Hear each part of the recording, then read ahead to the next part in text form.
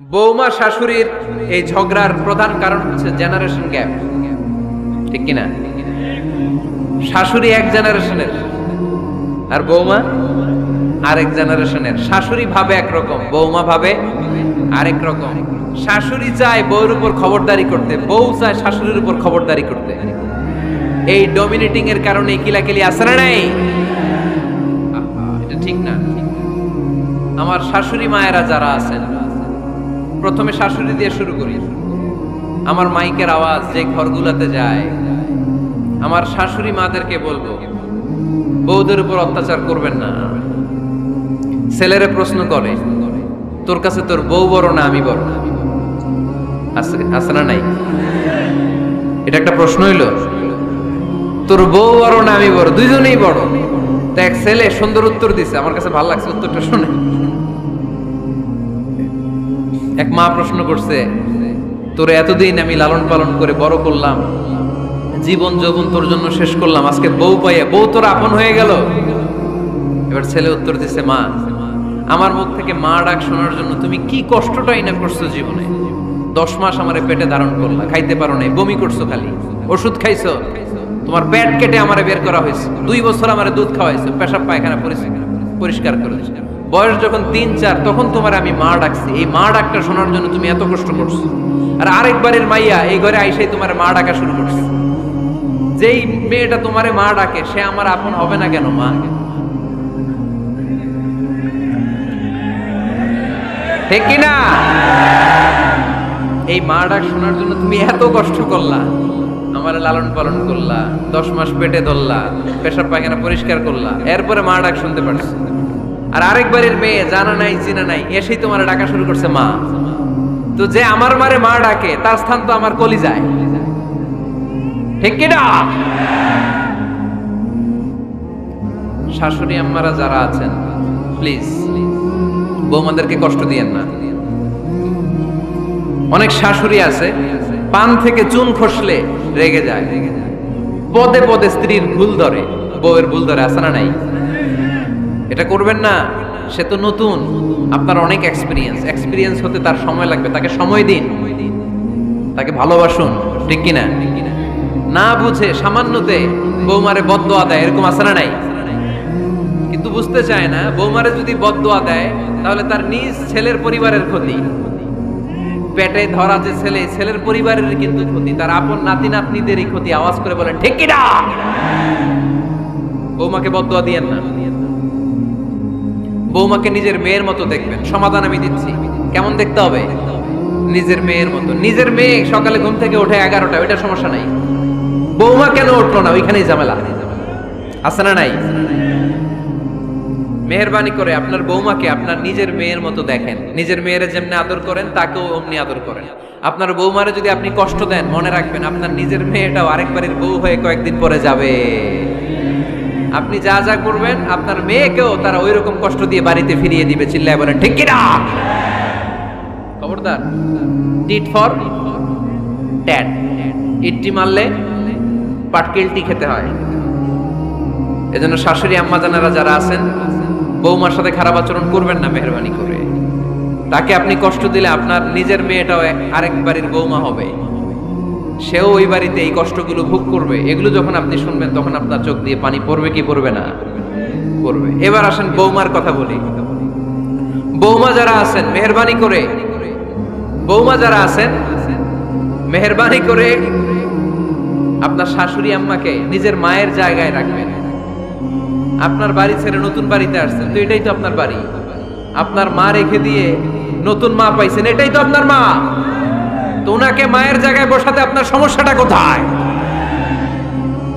বৌমারা খেয়াল রাখবেন, আপনি আপনার শাশুড়ির সাথে যে আচরণটা করতেছেন, আপনার শেষ বয়সে আপনার ছেলের বিয়ে দেওয়ার পরে যে বৌমাটা আসবে ওই আচরণই আপনাকে ফিরিয়ে দিবে। The nature has its own return. প্রকৃতির একটা মাইর আছে, এটা শেষ মাইর, এটা শেষ খেলা। প্রকৃতির খেলা বড় খেলা। আপনি আপনার শাশুড়ির সাথে যে আচরণ করবেন, আপনার শেষ বয়সে আপনি একদিন শাশুড়ি হবেন, এটা মাথায় রাখবেন। ওই আচরণই আপনি ফিরে পাবেন। আওয়াজ করে বলতে হবে ঠিক কিনা? এজন্য 9 নাম্বার পয়েন্টস হচ্ছে মিউচুয়াল রেসপেক্ট। সবাই যেন সবাইকে ভালোবাসি। দোষ ছাড়া মানুষ নাই। সবার দোষ আছে, আমরা যেন একে অন্যের দোষ না খুঁজি। বৌমারা, আপনাদের কেন যদি আমার মাইকের আওয়াজ যায়, অল্প কিছু টেকনিক অবলম্বন করলে আপনি আপনার শাশুড়ির মন জয় করতে পারবেন। শাশুড়িরা আসলে বেশি কিছু চায় না, আগের জামানার মানুষ তো, এদেরকে ওইভাবে হাত করতে হবে। মাঝে মাঝে একটু শাশুড়ির মাথায় তেল দিয়ে দিয়ে, চুলে তেল দিয়ে দিবেন আর কি, মাঝে মাঝে চুল আশ্রয় দিবেন, এগুলো কিন্তু খুব পছন্দ করে শাশুড়িরা।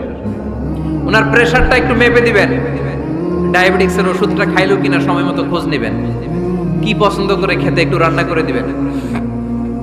যেই বক্তার ওয়াজ শুনতে পছন্দ করে ওই বক্তার ওয়াজগুলো ডাউনলোড করে শাশুড়ি আম্মাকে দিবেন, ইসলামী বই দিবেন। দেখবেন বয়স্ক নারীরা মাহফিল যেতে খুব পছন্দ করে, ওয়াজ শুনতে খুব পছন্দ করে, নবীদের কাহিনীগুলো শুনতে পছন্দ করে। বসায় বসায় একটু কাহিনীগুলো শোনাবেন। বাইরে বেরোলে জিজ্ঞেস করেন, আম্মা আপনার কিছু লাগবে কিনা। আর একটা টিপস আছে, চুল যখন আশ্রাবেন আর শাশুড়ির মাথা যখন তেল দিয়ে দিবেন, তখন অতীতের কথা জিজ্ঞেস করেন। দেখবেন অতীতের স্মৃতিতে হারিয়ে গিয়েছে আপনার শাশুড়ি। কি জিজ্ঞেস করবেন জানেন? জিজ্ঞেস করবেন, আম্মা জান, মুক্তিযুদ্ধের সময় আপনার বয়স কত ছিল? ওই সময় মুক্তিযুদ্ধের সময় আপনাদের এলাকায় কি কি হয়েছিল মা? আরেকটা প্রশ্ন করবেন, মা বিয়ের সময় আপনি কেমন ছিলেন? ওই দিন দেখবেন বুড়ি আর বুড়ি নাই, জুয়ান হয়ে গেছে। ওই দিন বলবে, মা আমি অনেক সুন্দরী ছিলাম, আমার মাথায় অনেক চুল ছিল, আজকে নাই। আমগো গ্রামে আমার চাইতে সুন্দরী মাইয়া ছিল না। অতীতের স্মৃতিতে, স্মৃতি হাতরাতে হাতরাতে তিনি হারিয়ে যাবেন। জিজ্ঞেস করবেন যে, মা শীতকালে আপনাদের দেশে কি পিঠা বানাতেন আপনি যখন ছোট ছিলেন, আপনার বাপ চাচারা কি করতো? এগুলো জিজ্ঞেস করলে উনি স্মৃতির পাতা হাতরাতে হাতরাতে চোখ দিয়ে দাঁড় দাঁড় করে ওনার পানি ঝরতে শুরু করবে। আপনার জায়গায়, ওনার হৃদয়ের মনি কোঠায় এমন জায়গায় পৌঁছবে, আপনার ছাড়া উনি কিছুই বুঝবে না। বৌমারা, এই অল্প কিছু টিপস অবলম্বন করে আপনারা আপনাদের শাশুড়ির মনকে জয় করতে পারেন। শাশুড়ি বৌমার দ্বন্দ্ব আমরা চাই না, আমরা চাই শাশুড়ি বৌমাকে নিজের মেয়ের মতো জানো, আর বৌমা শাশুড়িকে আপন মায়ের মতো ভালোবাসুক, ঠিক কিনা? এই মিউচুয়াল রেসপেক্টই পারে শাশুড়ি বৌমার দ্বন্দ্বকে দূর করতে আর ঘরটারে শান্তির টুকরা বানাতে। আওয়াজ করে বলেন ঠিক কিনা? কয়টা গেল? আর আছে কয়টা? দোয়া করবেন একে অপরের জন্য। দোয়া, সাইয়েদনা ইব্রাহিম ফ্যামিলির জন্য দোয়া করতেন, রাব্বি জাআলনি মুকিমাস সালাতি ওয়া মিন যুররিয়াতি রাব্বানা ওয়া তাকাব্বাল দুআ। ও আল্লাহ, আপনি আমার নামাজ কায়েমকারী বানান, আমার কলিজার টুকরা সন্তান ইসমাইলকেও নামাজ কায়েমকারী বানান, আমার দোয়াটা আপনার দরবারে আপনি কবুল করে নেন। সুবহানাল্লাহ পড়েন। রব্বানা ইন্নী আসকানতু মিন যুররিয়াতি বিওয়াদিন গায়রি যী যারইন ইনদা বাইতিকাল মুহাররাম। ও আল্লাহ, আমার সন্তান সন্ততি, আমার ফ্যামিলিকে ধুধু মরুপ্রান্তর এই উপত্যকার মধ্যে তোমার কাবা ঘরের সামনে রেখে গেলাম, তাদেরকে তুমি নামাজ কায়েমকারী বানিয়ে দিও। গোটা বিশ্বের সব মানুষের অন্তর আমার ফ্যামিলির দিকে আল্লাহ তুমি ঝুঁকিয়ে দিও। ওয়ারযুকহুম মিনাস সামারাত, ফলমূল দিয়ে আল্লাহ তুমি তাদেরকে রিজিকের ব্যবস্থা করে দিও। তার মানে সব নবীরা তাদের পরিবারের সদস্যদের জন্য দোয়া করতেন কি করতেন না? আবার কোরআন আমাদেরকে শিখালো, রব্বানা হাব লানা মিন আজওয়াজিনা ওয়া মিন যুররিয়াতিনা কুররাতা আ'য়ুন ওয়াজআলনা লিল মুত্তাকিনা ইমামা। ও আল্লাহ, এমন নেককার সন্তান, এমন নেককার স্ত্রী আপনি আমাকে দান করেন যাদের দিকে তাকালে আমার চোখ দুইটা ঠান্ডা হয়ে যায়। চক্ষু শীতলকারী স্ত্রী দেন। বিয়ে যাদের হয় নাই, ইয়াং ছেলেরা এই দোয়াটা করবা। বিয়ের জন্য দোয়ার দরকার আছে না নাই? প্রতিদিন এই দোয়া করবা, আল্লাহ এমন স্ত্রী দেন, এমন জীবন সঙ্গিনী আপনি আমাকে দেন, এমন লাইফ পার্টনার দেন যার দিকে তাকালে আমার চোখ জুড়িয়ে যায়। এমন সন্তান আল্লাহ আপনি আমার ফ্যামিলিতে দেন যাদের দিকে তাকালে আমার চোখ দুইটা ঠান্ডা হয়ে যায়। নেককার সন্তান, নেককার স্ত্রী আল্লাহর কাছে দোয়া করে চেয়ে নিতে হয়। তাহলে ফ্যামিলি মেম্বার একে অপরের জন্য দোয়ার দরকার আছে না নাই? বাবা দোয়া করবে ছেলের জন্য, ছেলে করবে বাবার জন্য, মা দোয়া করবে মেয়ের জন্য, মেয়ে করবে মায়ের জন্য, ভাই করবে বোনের জন্য, বোন করবে ভাইয়ের জন্য। দোয়ার দরকার আছে না নাই? দোয়া করবেন সবাই সবার জন্য। এই যে কোরআনের বঙ্গানুবাদ পাওয়া যায় না এখন, কথা বলেন। স্মার্টফোন আছে কার কার দেখি? হ্যাঁ, কারা কারা স্মার্ট দেখি? হাজার হাজার স্মার্ট, মাশাআল্লাহ। এই স্মার্টফোনের ভেতরে আল কোরআন নামে বাংলায় কোরআনের একটা অ্যাপস পাওয়া যায়। কথা বলেন, পাওয়া যায় কি যায় না? আজকে থেকে এই অ্যাপসটা ডাউনলোড করে প্রতিদিন 1 আয়াত 2 আয়াত 3 আয়াত করে পড়া শুরু করে দেন। বাঁচতে হলে পড়তে হবে, বাঁচতে হলে জানতে হবে, ঠিক কিনা? এই স্লোগান আমাদেরকে শিখায়। এই স্লোগান তো আল্লাহ, এই স্লোগান দিয়েই তো আল্লাহ কোরআন শুরু করছে।